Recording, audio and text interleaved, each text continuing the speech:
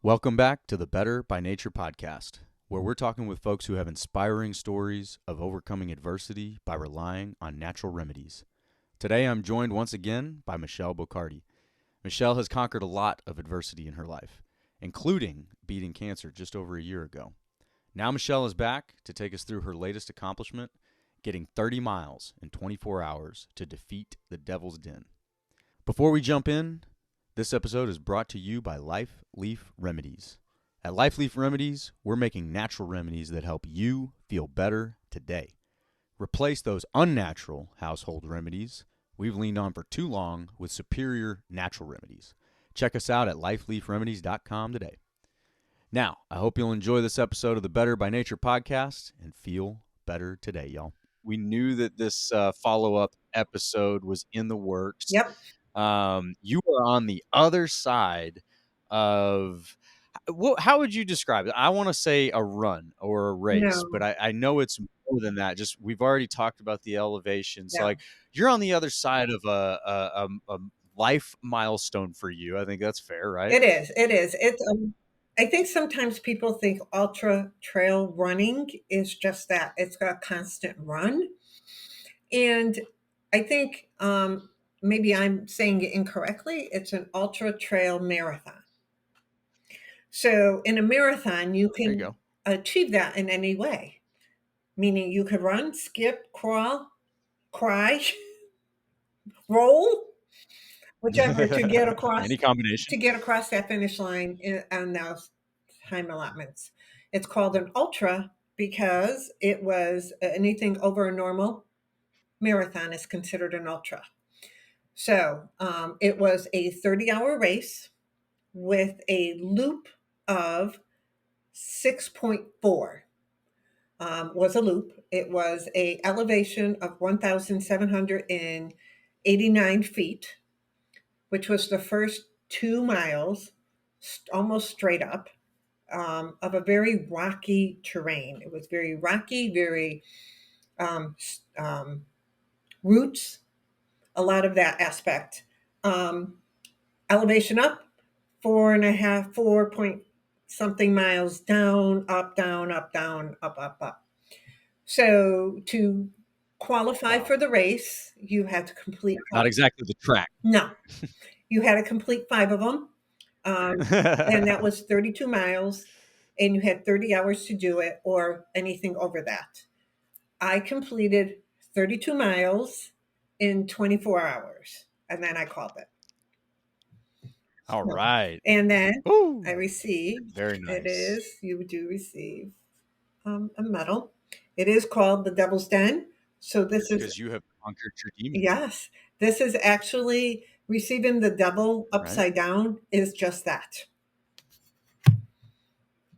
So, All right. yes. Very nice. And I do want to make sure we clarify that because Jason's really good with the visuals there, and I think it could creep some people out. But it is very much about conquering your demons and facing those things head on, right? And so it's not this Yeah. nice walk downtown Yeah. like most marathons or Mhm. whatever the K may be, a 5K, 3K, these fun little events that people get into. This is well, you described it as one of the most extreme or one of the most difficult ultra trails in the country, It right? is a very extreme. So I was on the track with some elite runners, and they even Oh yeah. informed me that this is one of the most challenging trails to be on. And the reason for it is because of the, when I say rockiness, you're not, I'm not climbing rocks, but there is a lot of roots. There's a lot of slate formations you have to get around and things like that. And the first 2 miles is literally almost a straight up vertical in going up. Excuse me. And then you reach the cabin and it's this beautiful view. And we turn and there's a little bit more of a climb and then we start making our descent down. But going back to the Devil's Den, I do want to read something because I showed you the medal. He also gives us the meaning behind Hmm. the reversed devil tarot card. And he is very visual. So it's in October, it's Halloween time. Like as Yeah. soon as the it got dark, there Right. was all kinds of spooky things on the trail. We have to go down the path to what they call the Devil's Den. We have to get a band to prove that we've been through the loops to go back down. So we received this, and it says the reverse tarot card. The devil reversed can often appear when you are on the verge of a breakthrough or an up leveling. You are being called to your highest potential. Let's go. But first, you must let go of any unhealthy attachments and limiting beliefs that are holding you back. Often, we are called to do something more. We must deal, you must deal with your shadows before you can step into the newest version of yourself. It may be addiction, unhealthy relationship, or a disengaging career. Let go of fear and release any self imposed limiting beliefs standing in your way of growth. It's easier than you realize. Yeah, I think that's pretty cool. I think that's really special considering where you're at. Just over a year removed from fighting Hmm. cancer, and then you know, you're in your 60s, and so many people would use those things as excuses for why not. And you went out there and faced that down, and it wasn't Yes. just a 24-hour period, really. And this, I think, it's something that I'm learning, getting ready for the race that I am. But what most people probably that are on the outside looking in, that don't take on these physical challenges and prepare for them and stuff like that, what they aren't seeing is the whole package of what it is, right? Signing up for that is a year of preparation, maybe more, right? It's not just that day. It's not just a 24 or 30-hour period of struggle. It's an entire training camp lifestyle leading up to that it builds you and it prepares you, but all of that is part of the experience, right? You don't get that experience without all of that. Yes. It's funny because your dad reminded me. I was like, oh, I've been training for 11 months. And he reminded me, no, you've actually been training for 3 years. Because I attempted this 2 years ago and failed miserably. I was training last year and had to take care of cancer first. And now it's here. So in my mind, it's always been there for 3 years. Yeah, So and that's what I physically, mean is yeah. this is something. It builds up, and it is more than just that um experience facing the devil's den, right? Because Mhm. of what you just said, right? It's all those things that came. It's the failure of it first, then it's this other unexpected battle with cancer, and then it's like, all right, fine, I'm standing back up and doing this again, and then it culminates in that leveling up, that next step, and that kind of thing. So I think it's very, very cool that Jason has done that the way that he has. And I I was watching the pump up speech before you guys took off for the race on Yeah. Instagram Live, and not everybody has in them what Jason had, and obviously he has real firsthand experience with not just struggle but facing his demons. So it's easy, I shouldn't say easy, but natural for him to deliver that message. But boy, was it powerful! And so Oh, and I I had just, no I clue really, I think about it was it. very neat, and I didn't it know was it that it was was happening. incredible. He did a great job. Hmm. I think my response to him was, "Somebody get me a brick wall to run through," and it was, He did tell me middle of the that. night He or did whatever. tell me But that. yeah, but it was, just very cool to see that. And it's not just a matter of you trying to stay in shape or No. things like that. Like, this is a very deep, meaningful thing that, and deep human experience that you took on. And fortunately, I mean, in a very unique way, you got to experience with your son, which, a lot of people aren't going to get to have that experience, and him being in that situation that he's in. But just very cool. And congratulations. I haven't, like I formally said that, Michelle, but congratulations on the accomplishment. Talk about the feeling of it. Talk about the culmination and the feeling of the accomplishment. Um, to be very honest, it's very overwhelming. It is what happens when you do something that you've put so much of your heart and soul into, and all of a sudden it's over with. There can be a form of, it can be a little anticlimactic, to be honest, because now it's not even what's next. And I know you asked me that question, and we'll talk about that after, but it was just, there is a proudness within me because it wasn't just the physical feat of me. I was up from 3 Saturday morning, and I think I fell asleep talking to somebody at 11 o'clock Sunday morning. And there was no, my ebbs, my downs where they were shoving food in me. We were doing whatever, and I was getting Yeah. back up and going. And people need to understand, which, yes, my son does this. Yes, his wife does this. But this was my first time of accomplishing something this huge. And that was at 64 years old. And How it cool. didn't take just a physical aspect. I talk about there were 4 quadrants within this achievement. There is my physical one. Absolutely. I had to Of train. course. My Yeah. nutrition had to be spot on. I had to be prepared for that. But then my mental health, my mindset needed to really come into play. And then my emotional health. Your emotions are all over the place. And you have to understand how to deal with those emotions. And then my spiritual health. I could not have done it without my higher power. And I don't care what people use as a higher power as long as it's better to the betterment of mankind. But you can't go out and accomplish things in life alone. You Not at you all. have to stay humble. You have to understand there is something better that's going to help and guide you.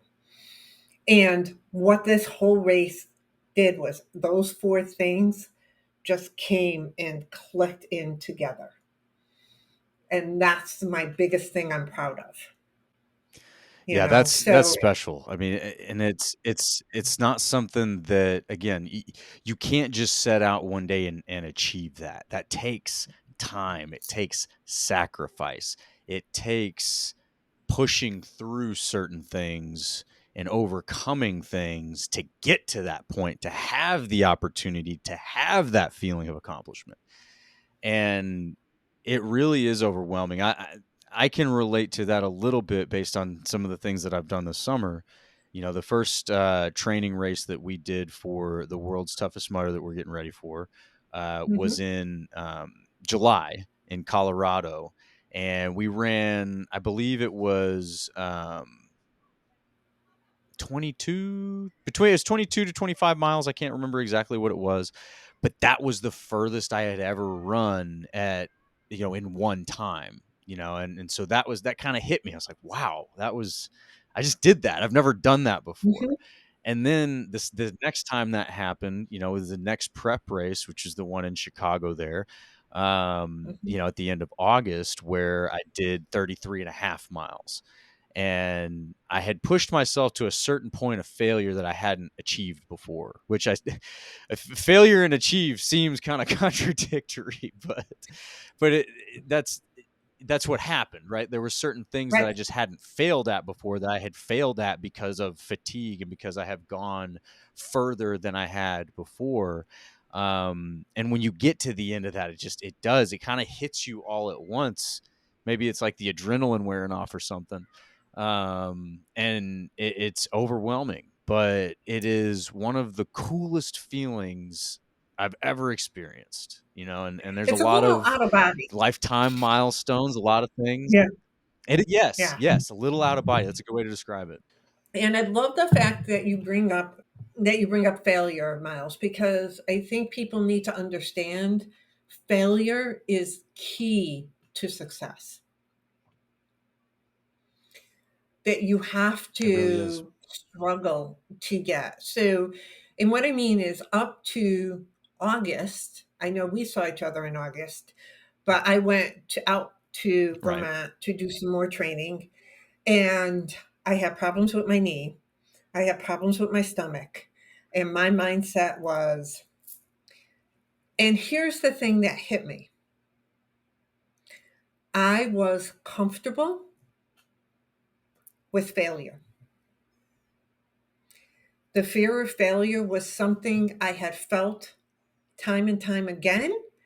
And it finally hit me that people are going to expect me to fail. So I'm done.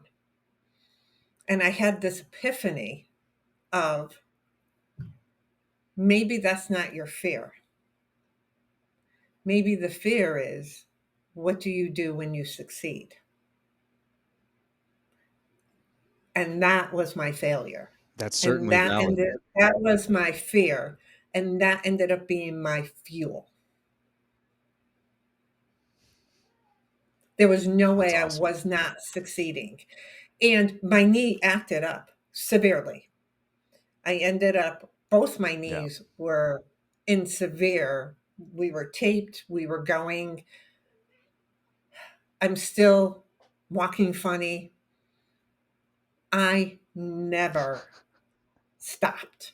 I stopped. The longest I stopped between loops was 20 minutes. And that's because I had to change my socks and my shoes because I had gone through Wow. a mud pile. Otherwise, it was 15 minutes the most. Wow. That's Yes. awesome.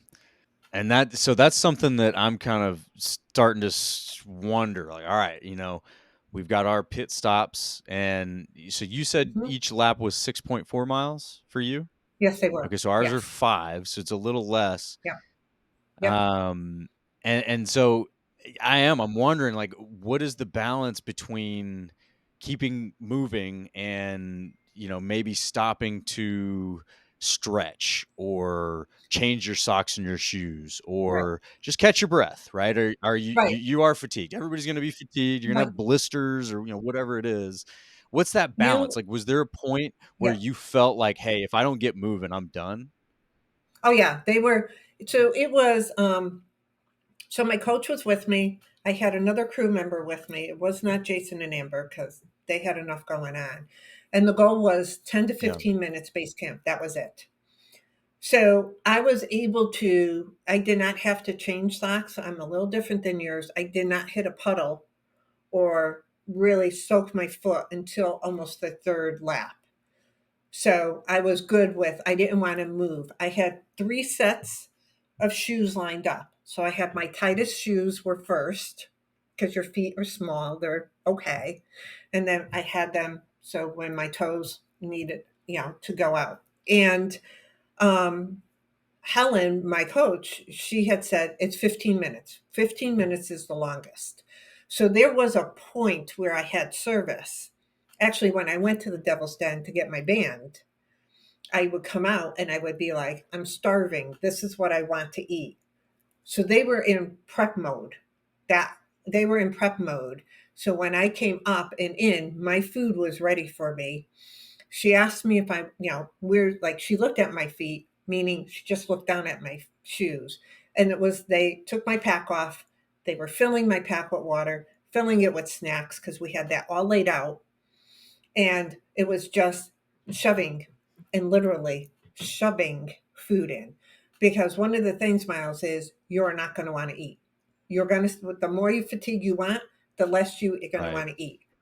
And what they were then doing was scooping avocado and just I was eating whole avocados between, because that is Yeah. the, and I would be back out on the course halfway up the mountain and be starving, like starving. And they just pumped all this food into me. So we deemed it a 15-minute. And nobody asked me how I was feeling. Because the minute someone asked me how I was feeling, that's the minute you go into your feelings. Of course. You see what I'm saying? So no one says, "Hey, how's it going? How you feeling? What's going on?" They did that when they were pacing me after dark, but I was on the trail already. Mm-hmm. They never asked me at base camp Right. where I was. It was like, okay, okay, okay. That's I'm like, interesting. nope, right. I have to go to the bathroom because that's another huge Yeah. sign. Go to the bathroom. What color's your pee? I know that sounds gross, but that No, it's means, real. Hydration. You got to know. right, we're going to pump you. And I just went off. Mhm. I trained myself not to think. I That's the way trained to do it. myself not to think about, oh, I have to go out for another lap. There was never that thought process. It was that August was like, if you want to do this, change that mindset. I leaned into my It's emotions. just I there's no leaned into my, option, right? no, no. It's just like I wanted to, I'm just going to the next lap. Like my foot's gonna go forward. I'm gonna take one more step. There's not even a question. that's it. There It's not isn't. how, it's not if, Nope. not why. Nope. It's just here You it don't. goes. You have to be And kind of your a team zombie, can't. right? Right. Your team can't even ask you how you are doing. Nothing. They'll talk. They should talk to you. Right. We should have Right. conversations. We were having conversations. We were doing things like we were joking at some point because I think it was the third lap. I did hit water. I know that feeling. I don't want to be walking around in that. I don't want to form a blister because your foot's all wet and rubbing in the whole thing. So I'm like, let's go to the Right. next level. They went and got my socks and my shoes, and she wanted to put salve on my feet. So everything was, you know, smooth. Yeah. Well, I have very ticklish feet. So she's like trying to rub my feet, and I'm up kicking her, and I'm holding on to the chair. That was like the funny things. But yeah, it was. Yeah. I just shut my mind off, and that is something I don't do. I've always been in my mind. I've always stayed there too long. Well, I think that a lot of people are guilty of that, especially with, physical exertion. I mean, Yeah, that's just natural, right? Like you go out for a run for the first time ever, or what, for a long time or whatever. You're gonna get a quarter mile in and be like, okay, I should stop. But you don't have yeah, to, right? Like if you can turn no. your mind off, your body knows, right? Your body will stop when it's supposed to stop. And so yeah, that's was there like how did you do that? Or did you just get yourself kind of in a flow state?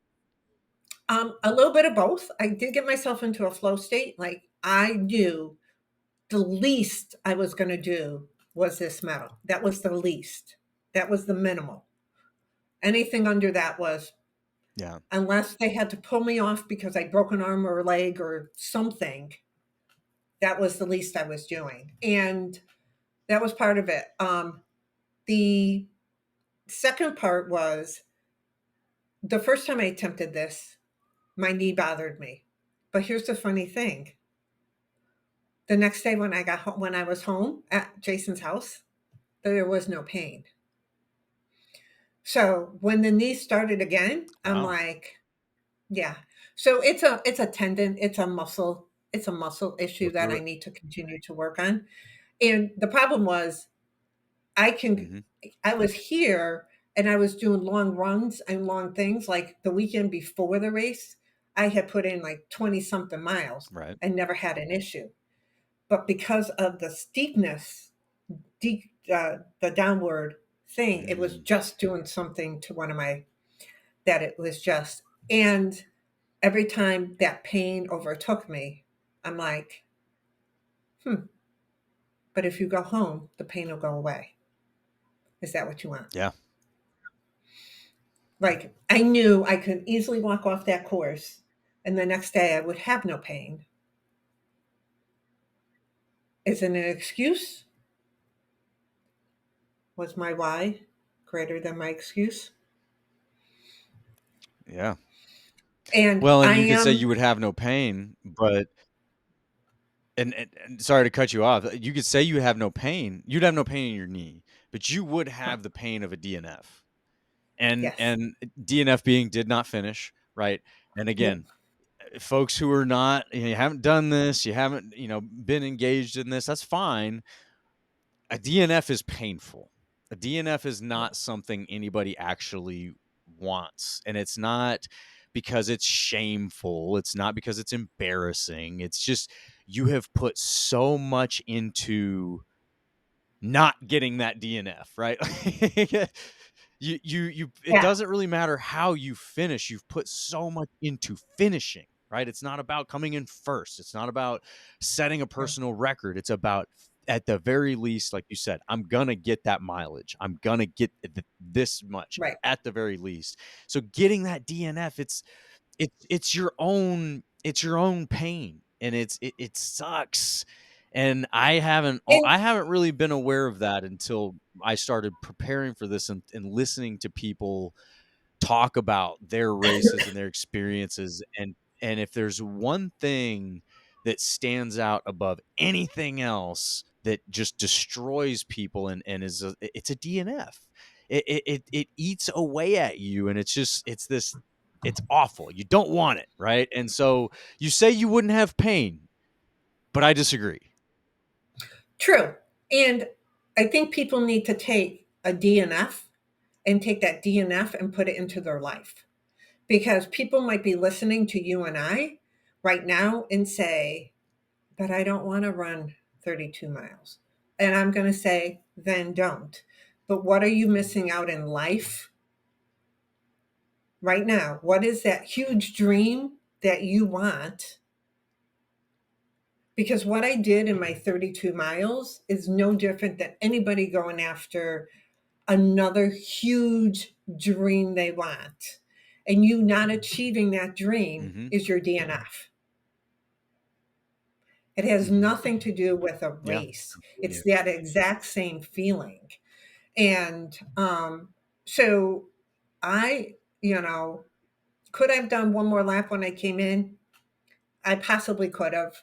But it was a 30-mile race. And for me, I did my race goal within 24 hours. So I was like, Mm-hmm. okay, I achieved two things. I achieved getting my medal and I did it within 24 hours.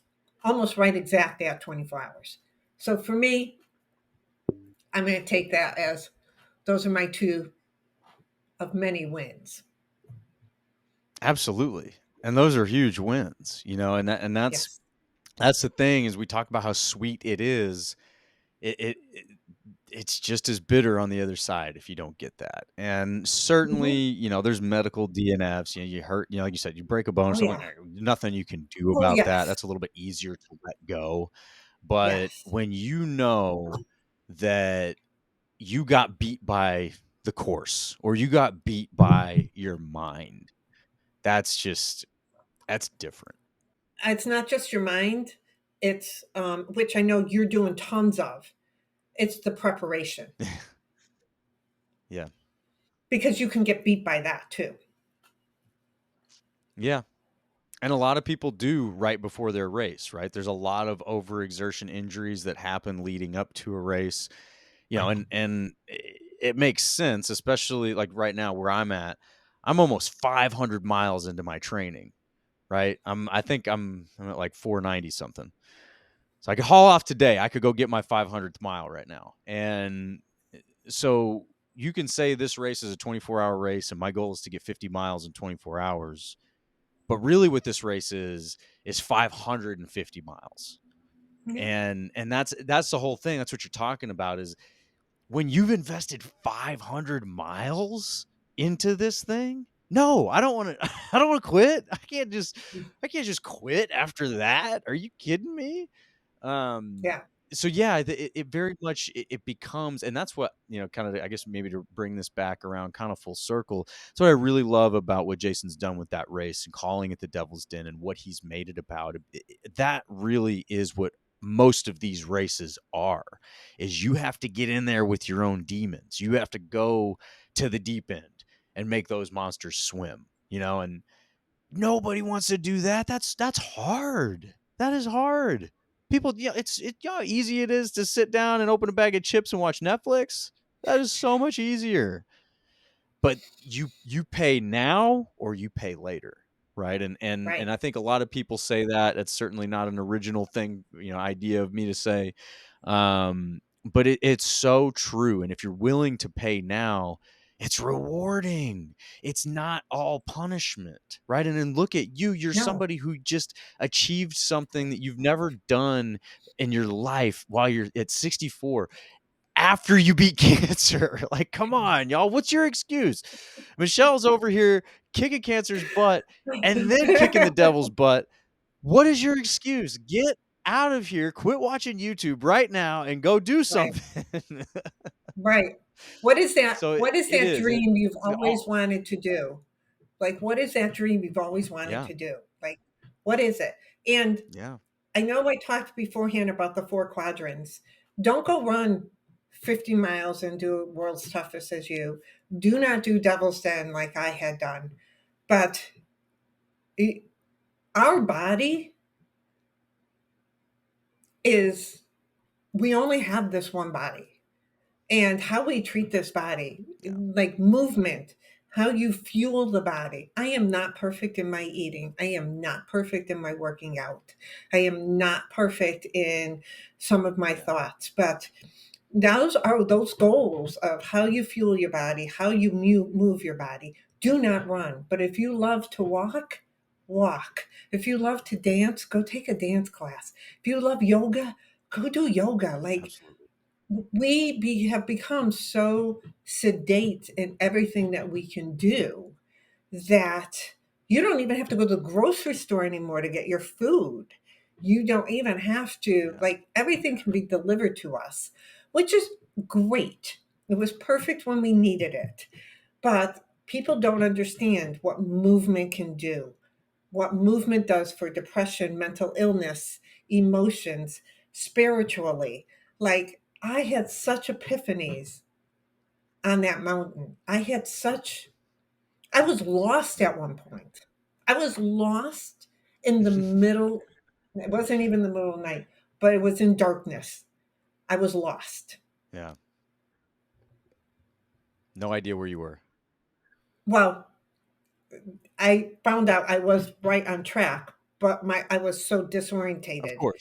that it Right. was really, hard. And you're going to have that. I had hallucinations. Hallucinations that Yeah. devil was trying to, like, I got you right now. Come on. And no. Hmm. And it's nothing different because I did it on a mountain is no different than every other person who's going after something else than our race, than your race. And Hmm. that's the biggest message I want people to understand, Miles, is don't listen to me and say, well, I'm never going to run a race. I don't care what your race is. I don't care what it is. You're doing Just go something. in right. Go after a dream before it's too late. Because one day you're going to go out for Chinese food and get a phone call and say you have cancer. Yeah. That's real. And you don't get to prepare for that. Nobody gets to No, put that on their calendar and work around it, nope, and nope. you can only do so much, right? It's tough right now. It's tough in this world to eat healthy. It's harder than it has been in the past. Yeah, It's expensive. It does yep, take a very intentional discipline, but that's why we have this podcast. That's why, feel better today, right? Like, that's why Life Leaf is doing what we're trying to do. yes, There are natural solutions to these problems that we have in life. We don't have to make every issue some unsolvable, complex issue that only someone with a doctorate or some crazy prescription or some big surgery, like all these crazy interventions, they're not necessary. Not all the time. Some of them are, right? I'm not dogging Yes, all of that. So, absolutely. please, if you've had No. like a really necessary operation, Yeah. like you have, right? I had to, Um, yes. but the point being is there a lot of it is preventative, right? The number one killer of Americans is heart disease. Mhm. We're real inflamed about all these other things that kill Americans, but we're real quiet about heart disease. The number one, right? Like Yeah, it's just sitting right. there, and I'll be damned, it's preventable for most parts, right? Like so It is. when that's the case, there's drink more water, go for a walk, just Right. sit Okay. outside instead of sitting inside, right? Get Yeah, vitamin D, get fresh oxygen, right. talk to people, have good conversations like we're having now, where we can exchange ideas and share human emotions. We're supposed to do that. We're designed to do that. So those are the things that we really want to promote and emphasize when we have these conversations, and when you're doing what you're doing with your running and your exercising and your lifestyle, and what I'm doing with mine, and we're at totally different stages in life too, Oh, yeah. yet we're able to find common ground in these natural lifestyles and in these solutions. And I'm over here pulling my hair out because my daughters are crazy, right? I have I got two under five, right? Like, what am I And gonna I do? know that. I've been in Irrational. there. Yeah. Irrational anger is part of the what comes with it right Mhm, now. So I got to deal with that. mhm. Well, guess what? Going for a run after that is very helpful. Like it makes Yeah, me a better person. It makes me feel better today. yeah, And it's not easy. It's not as easy as, maybe going and popping a pill, a Zoloft or a whatever, the fill in the pill.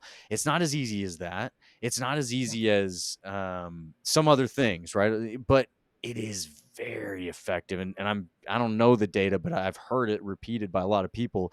It's as effective, if not more effective, than those prescriptions that people are getting. So it's pick one, pick the other. One's got a lot less side effects. I'll just say that, right? But the point of all of this is you all have at your disposal a lot more than you think, right? Your body's capable of more. You're capable, and you have access to feeling better than you think. And it just takes an intentionality. It takes, like what you're talking about, Michelle, going out and doing these things. And for you and I, it takes signing up for some kind of event, right? And we Mhm. set that out there, and now we're on the hook to prepare for it and to be there. And we've talked about, and maybe we could talk a little bit about this, but like pre-race anxiety, and Oh, yeah. pre-race fears and things like that. Those are all very real. But the point of all of that, and like I said, we can talk about that. But the point being is, we've signed up for those things, so we've put those things out there, and almost put our back against the wall and forced ourselves to prepare for that. Because once you've signed up for it, you, I mean, sure, you can just not do it. But like in your case, you couldn't. Your son's the race director. You're not Oh, getting no, off the I would hook, have been in real right? big And like trouble. for me, it's like, yeah, yeah. There's just no way out of that. You got to just be prepared. That's the only way out is through. But like with me, like the world's toughest mudder, that's a big commitment. It's expensive for one, but we traveled to two different prep races, right? We've traveled to Colorado, traveled to Chicago, put in 500 miles of training, put in over $1,000 of race fees and equipment and nutrition stuff and whatever it is. And yeah, you like at this point, it's not like, well, I don't feel like it, so I'm just not going to do it. No, it just doesn't work that Yeah. way. You're human. You're not That's you're not that's wired when that way. Now fear. you've got investment. Yeah, right. Yeah. But that's fear. Fear is starting now to take over. That's that pre-anxiety starting to control your mind. Because I've been there with that. Like, what did I do? I'm not going to do this. I can't. I used to call myself the queen of excuses, and they were really good, you know? And there's a lot of fear and a lot of anxiety. And here's the thing, I'm going to tell you, I always thought I was in it alone because I see these runners. And even when I was out doing all my training, I'm passing runners or runners are passing me, and my stomach is upset and I'm just, my quads are hurting. And why is the first mile always suck? And why am I so strong the last mile? Like all of these thoughts. And I would then have these conversations with runners, and they'd be like, "Oh, yeah, I go through that every time." And I'm like, "What?" Because in my mind, I think I'm alone. And that's so far Yeah. from the You think truth. you're the So unprepared one. right, I am, when I built this little core of people that I didn't talk to them daily. Like I talked to Amber for 2 to 3 hours every Thursday. And she's like, "Tell me all your feelings." And I would vomit them out. And like there were tears and there was fear and there was, Yeah. I'm going to be Yeah. blunt. I was out here training, and one time in the middle of a run, I ended up crapping my pants because the fear just overtook me. Oh, wow. All of that. Wow. And here's what she said. "Yep." I'm like, "What do you mean, yep?" Happened to me. It's happened to Jason. It's happened to Been there. Helen. It's happened to us all. I'm Yeah. like, "Are you Yeah. serious?" She says, "Yes." Because the fear. So you just learn to grab it and take it along. You just grab the fear and you just go with it. And she's like, "Yep, the first mile is always the hardest for me." It's like my body, even though I warm my body up, it's like, I don't want to do this. Why am I doing this? Why you have me out here? I don't want to go. Oh, look it, we're out running now. It's just, it all Yeah. has to catch up and catch up. And when Yep. I realized that, and then when I was in August, what was happening was when I would get my heart rate up too high, I would want to vomit. And so Yep. Helen's like, "Well, let's just keep your heart rate at this rate under here, down, slow and steady. Slow and steady. Who said you have to go at a Mm-hmm. pace? It's slow and steady, Mm-hmm. slow and steady." Mm-hmm. And so I had peppermint gum with me. And every time it came on, I'm like, "Nope." I have my peppermint gum. And I was like, okay, I can do this. Interesting. Peppermint gum, huh? Yeah. I got to remember that. For me, it was peppermint gum. You should Hey, I'll have try anything. either, in your tent, you should either have ginger ale or Coke, because as the night goes on, and because you're trying to shove food in, and your stomach is going to start flipping. So Mm-hmm.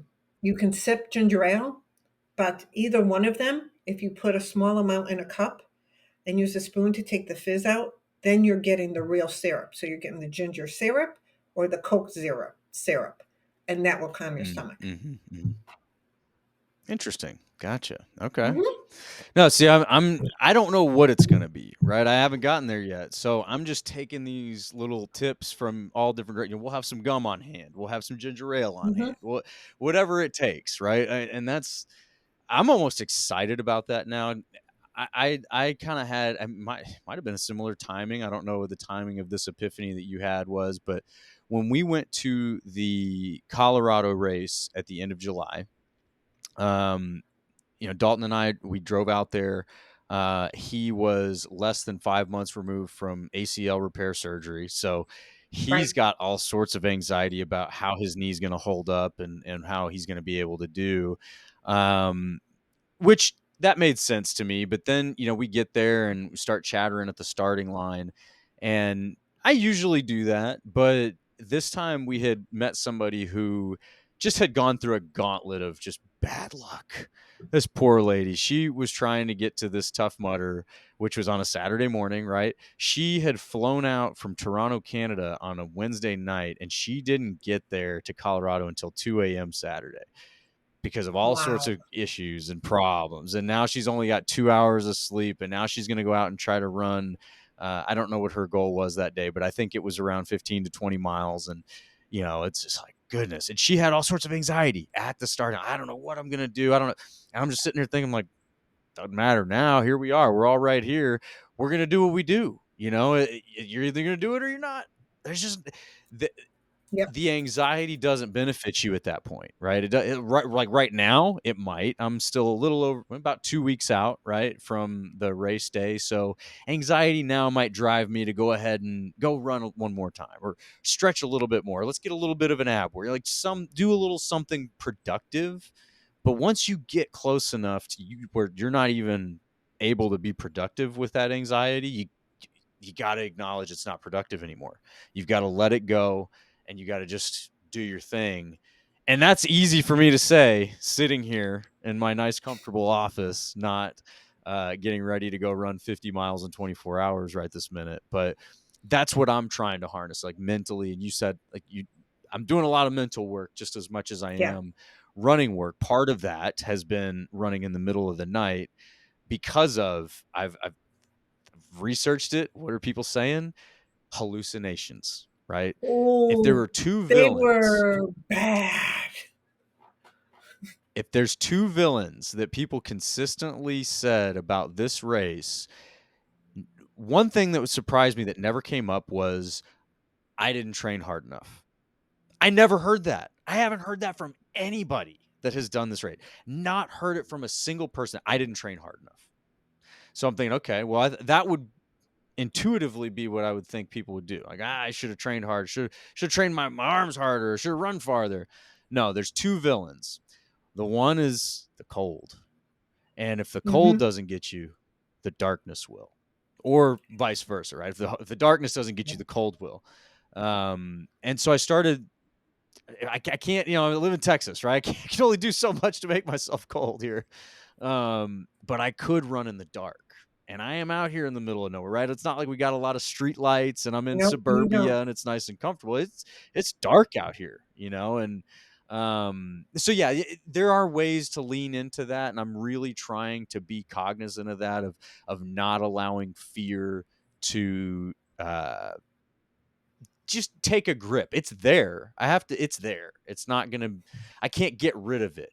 But the other thing that I wanted to say that you had touched on earlier, and I think is very, very important, and certainly is to me, is that higher power. My Hmm. God, fear is not one of his tools, right? My Hmm. God doesn't use fear. You know who Hmm. does is the devil.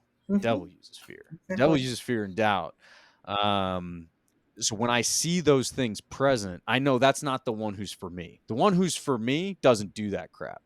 And that immediately empowers me to put Switches. that Yep. down or to diminish it or belittle it almost, right? Yep. And that's part of and Jason and I talked about this, like that's part of that monster. That monster is there, and part of at least my motivation is saying, oh, you think you get to control me? Cool, we're gonna go to the deep end and find out how much you like to swim. I can swim. You're Can right. you? And if you can grab that mentality, there's not a lot of limit on what you can do. And it's hard. You have to practice that every day. It's not given. And that's what I love, Miles. It's people have to understand what we do and how we're changing our lives and how I've changed my life and got through anxiety and everything else I've gotten through and the traumas of my past. I have put them in the place they belong and I'm healing from them, but they love to come in and rear their ugly head from time to time. But now we have the tools to change it, to take care of it. So there is a section of this whole race called Devil's Den, and I'm not quite sure how long it is. I'm going to just say, for reference, it's a quarter mile. Not quite sure if it's that. And it's a very narrow path with a lot of drop offs. And that's where actually there is a cave of this whole story. And up there is a bench that you have to pull your band and you come back out. It's an in and out, what they call. And we come back out, and I have to go and back down to base camp. And that piece of the trail, Miles, is actually very was always very overwhelming to me for a couple of reasons. One, the name of it. I mean, really, you're gonna Of walk into a course. devil's den. Yeah. Pretty Um, intimidating. right. Second, it's very rocky and there's some very steep drop offs, and I have a fear of heights. So there was like there was that always was weighing on my mind until again, as we've been talking through this podcast, I hit some of these points where I'm like, hey, wait, that means if I walk in there with fear, the devil's already won That's right. because I'm walking in with fear. That's right. So for me, I had some things written down on a index card that I kept in my pants, and I just would go in and do it. Like I just kept walking into it. And in my mind, I'm like, there is no fear. He has no control. He has no control. I've left it all. I Nope. He has no more control. And I would walk in, and you have to get up into, you don't go into the den, but you have to get up. There is the climb to get to these ammo cams to get these things is horrendous. And so I did it in and out, didn't think about it. Did it in and out, didn't think about it. So one, two. Third time, did it in and out, didn't think about it. The fourth time, now I have to go in the dark. So that one was a That's little different. iffy. Yeah, we talked about the darkness before, of you running in the dark. Oh yeah. But you know what? I'm like, you did it the three other times. What's the different now? Because it's dark, you have your light on, because you have your headlamps on. Let's just go.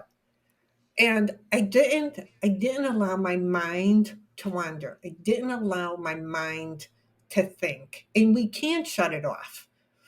I thought about my safety. I knew what I was walking. I was watching where I was walking. That part of my mind was working. But I didn't allow my mind to feel the fear. So I go and I came back and I got back out, didn't had to do it a third, fourth, no, fifth time. And at that point, Amber had to do something there. So I had to sit down, and that was not a good thing because this is what I did.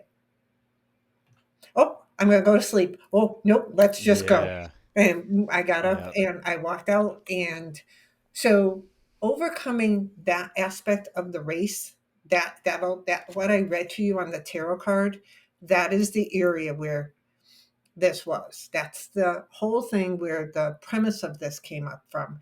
And it was all about a gentleman that went up to meet his higher power in the 1700s. And no one said, no, you can't do that. And so you must be talking to the devil. So that's how that whole devil's den came to be. And so it's just like you said, it said in the tarot card, I just left. I released it right then before I even walked in there and didn't give it power. And we have that power within our minds to do that. And there were tons of We do. hallucinations. We were talking about that a little bit. When it got dark and you're tired and you're sleep deprived and you're hungry and you're dehydrated, all of that. I saw things. I was telling Amber, we were coming up on trail and I was sworn there was a wolf standing in front of me. Beady red Oh eyes. wow. The whole thing was moving and the whole thing. And here's me. There's no wolves. There's no wolves. Nope. There's no wolves. That's all I kept saying. And when I got closer to it, it was a tree. It was a tree. Yep. Yep. It's a Yep. And tree. I'm not sure if anybody can actually prepare for that. Like I No. know I've said I've been out here running in the dark, but it's just different, I think the level of exhaustion has a lot to do with it, like what you're saying, just the depletion of nutrients. Um, yeah, that's interesting. I'm wondering. I don't know. I've never experienced that. Right. Like I said, I don't know that I can do anything to prepare for it, Yeah, except and I'm just not like hope for the sure. best. I know there's part of your course that's lit, and then there's part of Yeah. your course that's not. The only Right. difference was my course was not lit at all. There was no Interesting. Okay. there was With the no light. exception of your headlamp. That's correct. Unless I Yeah. was at base camp, and base Yeah. camp was only brighter because everybody had a headlamp on. That was the Right. only way to see, and there was a fire. You had like a Other fire. than Yeah, that was about right, it. anything else was darkness. So the Yeah. minute I left that start line, I was in complete darkness. Yeah, and they haven't officially released the course map for this race yet, but there's a pieced together view on Facebook right now that we're all starting to figure out. But what I've experienced, and I've done 12 Tough Mudder races now, like from their normal ones to the tougher mudders to the infinities, and so I've Hmm. done a lot of their different variations, and they're very good at isolating you. That's something that Yes. I noticed. And my teammate Dalton, who's running the world's toughest with me, he and I have run all of these together except now two. So it's not something that's super apparent when you're running with somebody else. But whenever I was in Chicago, and he and I have noticed it before too when we're on our own, but there was a lot of people in that race, and there were a lot of waves constantly going out. Yet I found myself entirely alone a lot.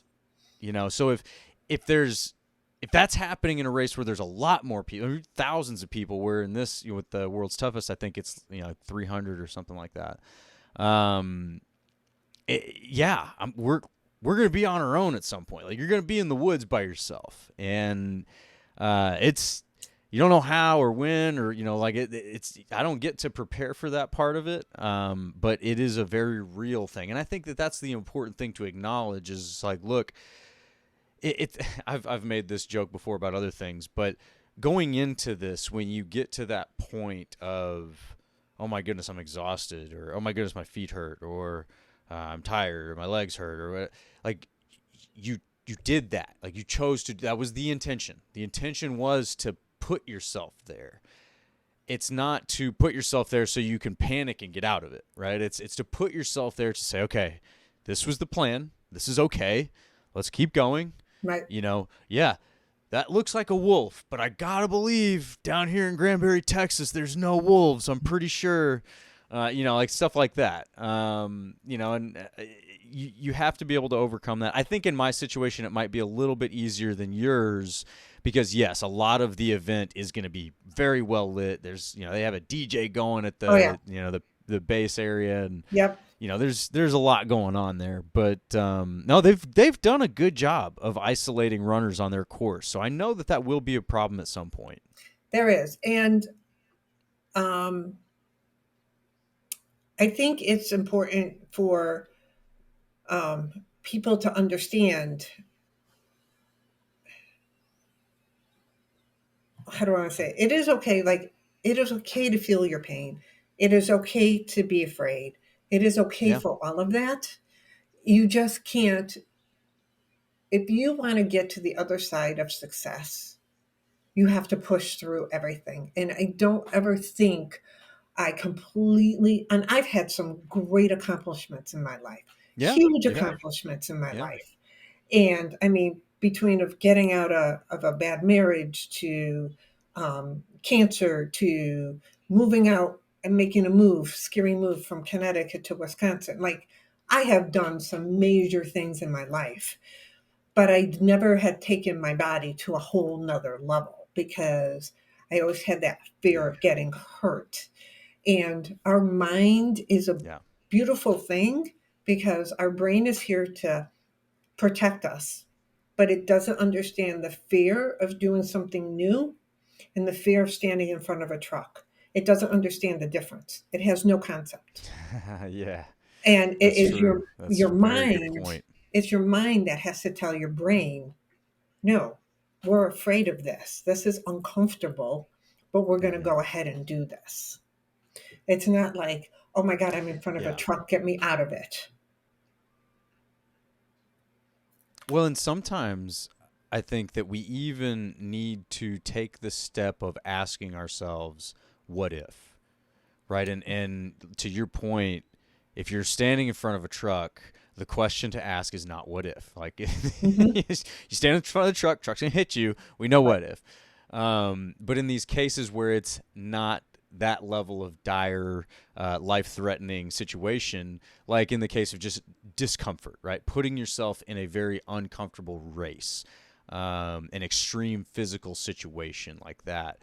What if you don't quit? What if you don't give up? What if you don't choose comfort over discomfort?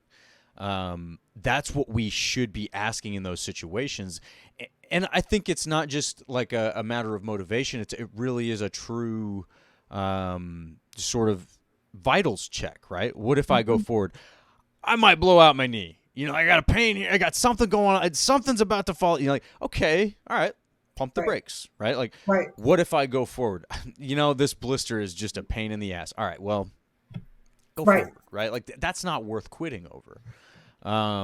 You know, and there's all sorts of different examples of circumstances where yes, it is worth stopping, or no, it's not worth stopping. But the point is we have to take control in that moment and realize, okay, it's not a truck coming at us, so we can't ask what if we stay Right. here in front Right. of what we're afraid of right now.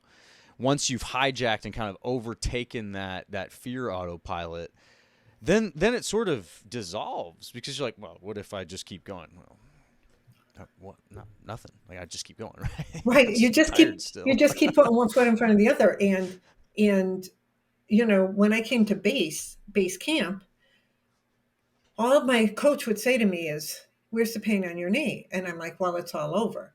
"Well, why is it? How's it feel?" "It feels like this." "Okay." And she just would walk away from me. I know if I Yeah. had said one thing, because she's trained in it, if I said one other thing, she would have pulled me.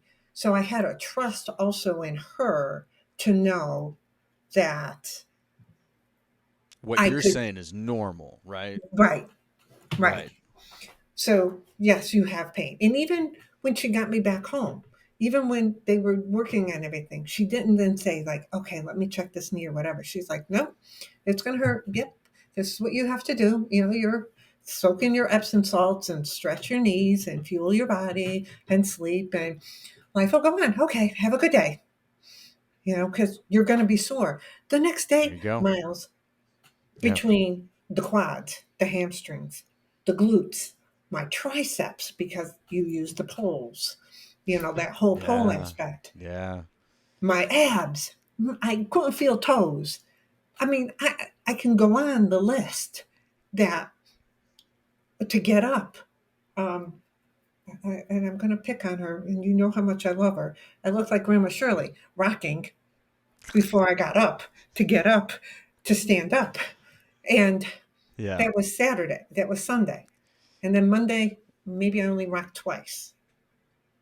And then Tuesday, I leaned on the handle to get up. You know what I mean?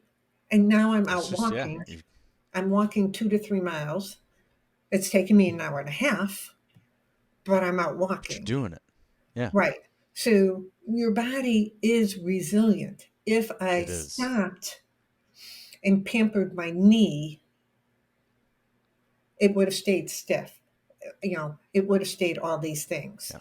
So I don't think we give our body enough credit for its capacity. Yeah. I agree. And Yeah. that's honestly kind of what I'm looking to explore a little bit, right? I mean, I'm certainly taking on a lot of challenges in my own life, entrepreneurship and Hmm. parenthood, and just living in this crazy world. But there is part of that if this world is going to push us to our limits, we might as well figure out what our limits are, right? Right. And yeah, I mean, there's a lot of different places you can hear it, but there's overwhelming evidence, and it's almost a fact at this point that most of us think that we're at that capacity when we're only at about 40%. You're not even halfway, No. and that's what is just fascinating to me. And we've talked about a lot of different things that inspire us, and what has brought us to this point. One thing that fascinates me, and has been a good product of all the social media and the information we can take in, is what other humans are doing. when you hear Yes. about a David Goggins, you're like, oh my God, what?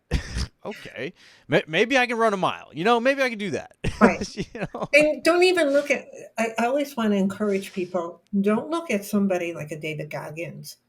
Yes, what he's done is amazing. But if you're on social media and you find somebody locally, like within your Yes. area that you see, and let's just say it could be somebody that's running, send them a Mm-hmm. message. Say, hey, you know Mm-hmm. what? You inspire me. How did you get started? And you would be surprised on what they tell you. That you'll Oh, be it's surprised how they stumbled everybody's got a story. through the whole thing. That Yeah. and those people, because you look at somebody that has accomplished something, they're very much, I'm going to say at least 95% are going to share with you how they got there because they want other people to come along with them. Of And I course. don't care what it is, that goal you want, find somebody and just send them a message, a Yeah. quick message. Have that. We have to, we get, we get so fixated on what we can't do that we don't realize and use social media in a positive way of what we can do. I agree. And make sure when you start to do something, it is going to be messy, stumbly. You're going to suck at it. It's going to hurt. I don't care what you're doing. You're going to be so uncomfortable. You're going to fumble at it. And we've all done it. And my motto stands true. Lean in, do it messy. Because there is no perfection in the world. Zero. You might do something perfect once, but it is not sustainable to repeat that on a consistent Right. basis. I totally agree. Yeah, and my comment about David Goggins wasn't meant to No. make him sort of on a pedestal. It's more of and actually to build on what you said after that, it's more about seeing what another human was capable of and going, "Whoa, maybe I need to Yeah. search me a little bit." And the reason Goggins' story is so impressive and what it is because he Mhm. started out as such a right now kind of a typical American, right? Like he was just like didn't want to do anything, wanted to eat a lot of food, big dude, and he just one step at a time pulled himself into being probably one of the toughest people on the planet and just a complete maniac. So, Right. maybe find a place to land Find before the you right get there. balance. Yes. Right. But what I've been able to do since then, and just since embracing this sort of runners community, is find other people that are Goggins like, but they're not famous necessarily, right? There's Hmm. a guy that I follow, and he's got a big following, so I guess to an extent he is kind of famous, but he's a firefighter, right? And so he's just been out there. He runs a lot, and he what got my attention is one week he ran, was it 350 miles in a week? He did like two back-to-back races. He's a fire. This guy's a firefighter. Totally normal dude. Nothing like to say like a firefighter's not. Of course, they're capable people, but the point is he exists in your community, right? This guy, and he's out there running 350 miles in a week. Oh, what? Right. Most Right. of y'all would struggle to do that in a year. Like that Right. would be hard to do in a Right. year. And this guy, and he's been out, I don't know how many weeks now that he's strung together. It's like so many weeks in a row. He's done at least 100 miles a week. And it's people like that are the most inspiring because he's just a guy living in your community, living in the society as a firefighter. He's got a wife and he's kind of a normal dude. And he is out Hmm. there doing absolutely incredible and just like staggering physical things. And Right. he's happy with it. This guy's happy. You can say with your Netflix and your food and your couch and all of that there that you're happy, but this guy is out there doing something you would never even want to do because of how hard you think it is, and he's happy. He's happy, right? Like that's the Yeah. thing that's so crazy about this. And there's another one, so just to balance it out a little bit, but there's another one that was equally as impressive that I started following on Twitter. Her name's Candace. I can't remember her last name, but she set the world record for consecutive days in a row running at least 32 miles, like consecutive ultras in a row or something like that. Hmm. Um, and it was like hundreds. She broke the record by over 100 days or something crazy like that. And I just think like this is just a person, guys. This isn't a super athlete. This isn't like Usain Bolt and Michael Phelps and all Yeah. these unattainable figures. These are just people in your community doing absolutely incredible physical things. So when I look at that, I go, yeah, maybe 50 miles in 24 hours. Maybe that is doable. Maybe I can do that, right? It's not what they've done, but it's No. something that I previously would have put out of my own reach just because it seems unattainable, because I don't know anybody who's crazy enough to do that to Yeah. begin with. But then I go see people doing things that are so far beyond that where it's just like, oh, well, maybe I can do that then. Maybe this is child's play. Maybe Yeah. we shouldn't be limiting ourselves so much No. to think that going out and running, 5 miles in the middle of the night is any kind of big chore. Maybe it's not. Maybe that's not that big of a deal. No. But we have access to that thought, right? Like that thought power to say that this thing that used to be unattainable is now not only attainable, but like this shouldn't be a problem. I should be able to do this. And it's amazing how quickly you can disarm barriers and fear by doing that. And it's not a big deal, right? Like this is just me following people who seem interesting and learning something from their accomplishments and applying that to my own life in ways that are not only beneficial to me, but they're beneficial to my family. And, like guys, not to like get too combative here, but what prescription bottle offers you that? Yeah. You know? And it's just like, what do I want to say? We've There is a book out there that I can't remember the whole name of it, but we've become so comfortable with being comfortable, and we need to Yes. become Yes. comfortable with being uncomfortable. And the second thing, Yes. this is what I want to say. I knew it would come back to me. Through the other thing through this whole process, not my coach, but somebody else gave me a task, and they had me write down 25 accomplishments I've done in my life. So most people can do 10, 12 like that. I was about to say 25 sounds like a lot. Yeah, I would struggle with that. yeah. But then when I got to 25, she's like, now add another 10. And what this does, it makes you understand that going further after your dreams is easy because you have accomplished so much. And we take normal accomplishments as well, that's what I'm supposed to do. So Yeah. something as simple as getting your driver's license, that is an accomplishment. No offense, that is an And it is what you're accomplishment. supposed to do. Right. Well, no, I know people who've never gotten their license, graduating high school, getting two degrees. And do you want to understand something? Do you know where I put cancer? Down around 23 because I forgot about it. Really? Yeah. I mean, that's interesting. Hmm. But that's how the Why? mindset was working. I couldn't even answer that to you. Couldn't even answer that to you. And that's where That would it be just, quicker in my yeah, recall. If I had that medal, I'd be like, this one for sure. yeah. But that's I that's how think. I think. I because and it could be, I'm going to be blunt here, it could be a gender thing because when women sometimes are like a little bit more, I've been doing some research on that, critical on their accomplishments than male figures are. But it helps you put into perspective that you can still keep going, that you have been doing accomplishments all your life. Sometimes people think, oh, I set goals and I've never achieved anything. Well, yeah, you have. No yeah. offense, you have. Yeah. You have. But You when you just need take to audit that a little bit. right, when you take the small things, it's just like think about it. It is October 20th, okay? I'm looking at the calendar. It's October 20th. I started working with my trainer a year ago, running 1 minute on, 1 minute off. That's We're that's gonna about as square one as it gets. so let's just take a second with that. 1 minute on, 1 minute off.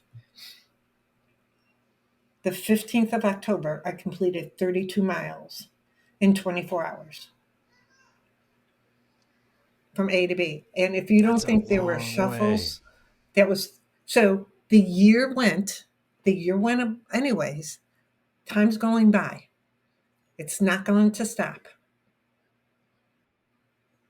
If you are blessed to open your eyes in the morning, you should be going after a goal. You should be doing something that day. Maybe it's not running. Maybe it's a mindset work, like you were talking about. Right now, you're working on your mentally.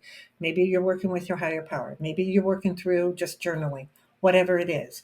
If you are blessed to open your eyes that morning, you should be working towards a goal. And you should have 1 to 2 large goals and make them so uncomfortable that you have to grow. Like there is no ifs, ands, or buts. Like if I stayed the old Michelle from a year ago, I'd still be out on the, I'd still be out there lost somewhere. Well, and there's power in that goal, right? And I think I told you about this, but I was kind of public with this too. You know, I was on Instagram last year, and one of my close friends inspired me because he had done something where he was trying to be very intentional about working out, like going to the gym, right? And so he was counting his days on Twitter. Day 1, day 2, Mm-hmm. Mm-hmm. day 3. There wasn't a day on Twitter that he didn't go to the gym and didn't post. And it's not like he posted pictures or videos. It was just day 1, just a day number. And if you were paying attention, you knew what he was talking about. And he had tracked himself year over year and saw that he had set a goal, and you know he saw this increase in going and his, you know, all these other things. And I'm just like, dang man, like I should do that. I should try to increase what I'm like, because I was running at the time but not very aggressively. It's like I should try to increase this, like tick this up, like get aggressive with my goals. So I decided I'm going to try to run 150 miles from July 1, and this was 2022, to my birthday, October 15th of 2020. It's 3.5 months. 150 miles in 3.5 months. I thought that was like upping the ante for me. And the funny thing is I failed.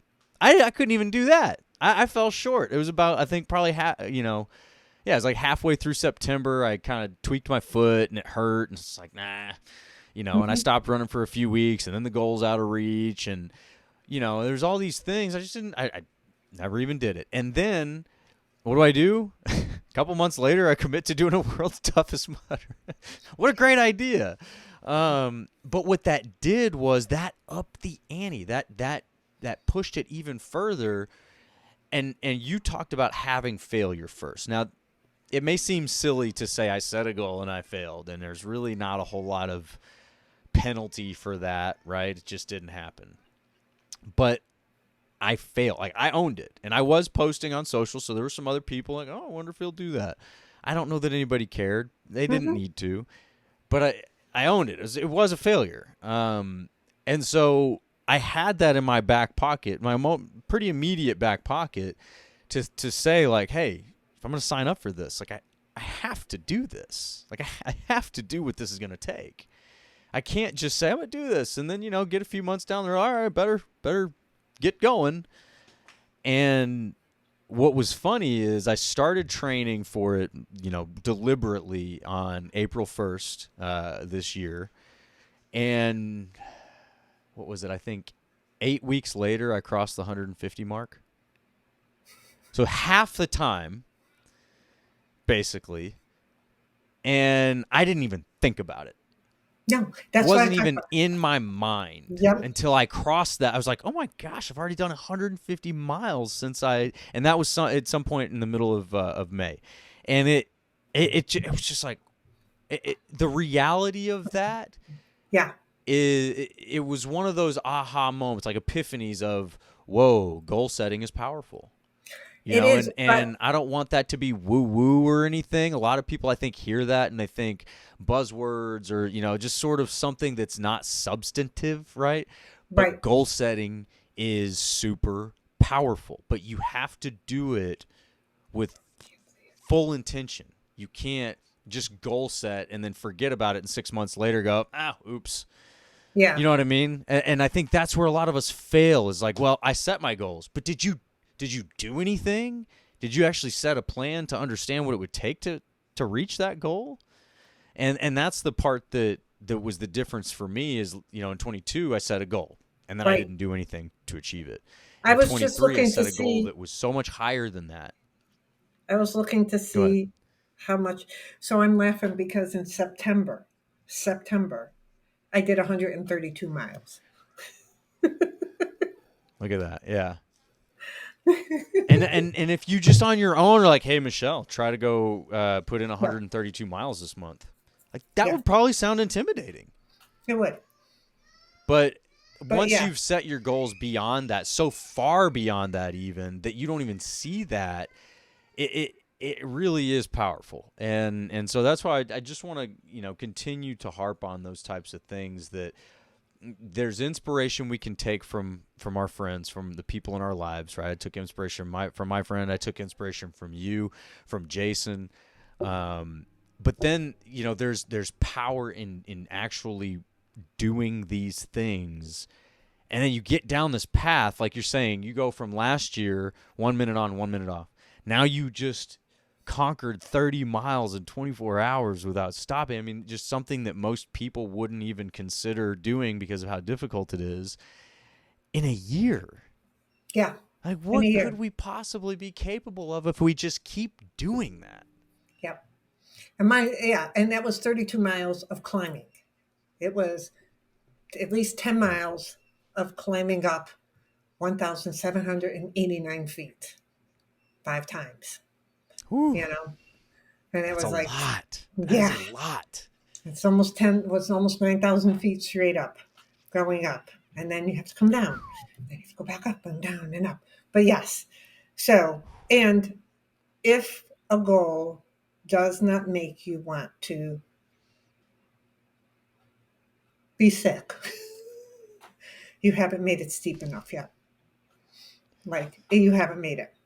Well, and you do have to want it, right? I mean, Right. when I signed up for the world's toughest mudder, it's something that I did want to achieve at some point, right? I had been thinking Right. about that for years, and for years it seemed out of reach. It seemed like I remember even thinking it was probably in 2019 when I was trying to get really more serious about it, before the pandemic, and I remember kind of writing out what I thought the training plan would have to be, and thinking like, I can't. This is unattainable. I can't do this. And so what happens? Fast forward a few years, right? One pandemic, two more kids, a startup job. I add a whole heap of chaos, and then I decide it's attainable, right? Like, how crazy is that? Does that sound reasonable or normal at all? But Um, that's how goals work. yeah. Yeah, it is. So anyway, so I know that we talked a little bit about this, Michelle, but I have to ask, what is next? One of the biggest things that people don't do is they don't take time to celebrate their accomplishments. It is they hit Yeah. that goal and then it's like, okay, now what do I have to do next? So I am want to take some That's time me. to relish in that and heal Good for my you. body. And I want to heal my Yes. mind because there was a lot going on. Um, I am going to be in a pit crew for somebody who is going after another very big goal. And to be in that pit Wow. crew, my I need to be physically fit also because I could be pacing this person. So that's where my focus is for 2024. I do want Okay. to, so I want to keep working on that. And there could be some plans for 2025, something different Okay. that would not allow Okay. me to run through the night. I don't really relish that, but it would still push my limits. So Okay. we're going to see All because right. I think what happens in 24 will dictate what I do in 25. Yeah, that's a good way to look at it. And, I agree with you as far as, taking some time, appreciate the accomplishment, but, if you're going to train hard, you're going to work hard, you should also heal hard, Yeah. take some time for recovery, be intentional about the recovery and the things that you do. And I agree with that. And I've already thought about kind of what is it that I'm going to get myself into after the world's toughest mudder, because I am not good at sitting still, right? And Neither am I. That's why I'm out if walking. I'm gonna Like, get, right. I'm out walking and doing things like that. But still, you have yeah, to allow the body to completely heal. oh yeah, no, it'll I'm sure dictate that. I have no doubt. But I do know that I've gotten myself into a shape that I've never been in before. And I don't really care to waste that, right? Like if I'm Right. gonna be in good enough shape to go run 50 miles in 24 hours, does that mean I want to, immediately level up? Maybe not necessarily, but I don't want to let that go. It was too hard to achieve. Yeah.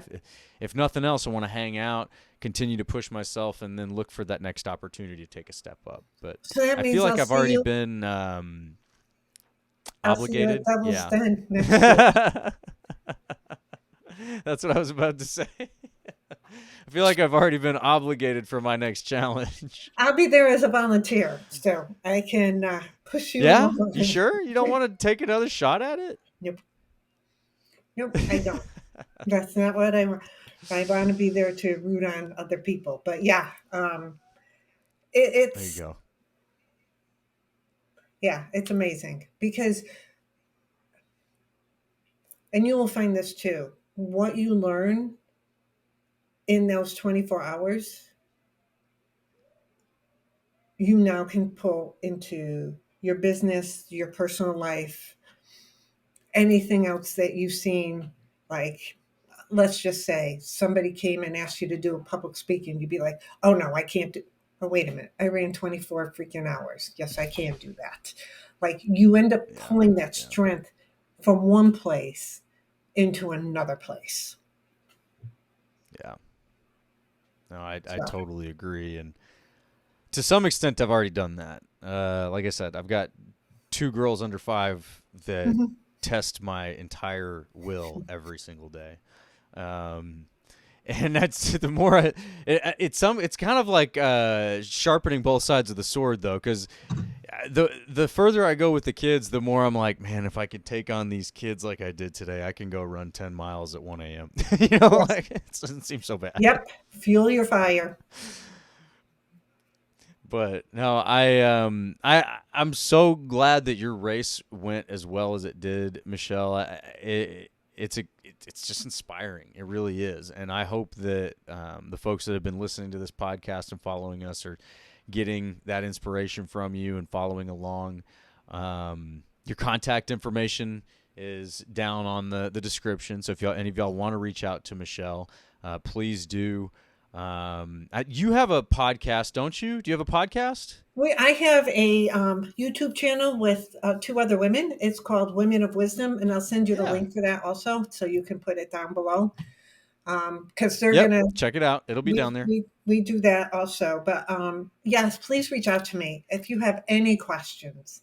Even like, Michelle, I, I'm I've always like worked out and took care of myself, but the running aspect and really starting to push my body didn't start till I was 60. Yeah.